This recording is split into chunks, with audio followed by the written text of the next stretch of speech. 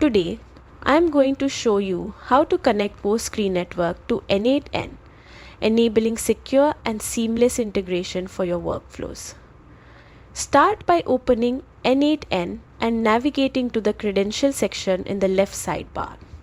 This is where all your connection information will be stored safely. Click on Create New and select PostgreSQL, the credential type.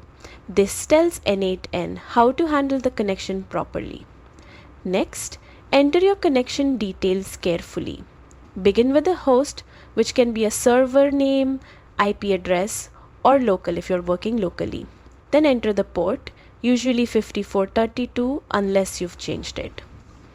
Specify the database name you want N8N to access, followed by your username and password for that database.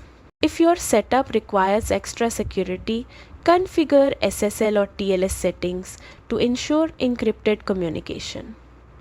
Once all fields are filled correctly, click Save. This stores your PostgreSQL credentials securely in N8N and establishes the connection. And that's it. Your PostgreSQL database is now linked to N8N, ready for automated workflows and smooth data management.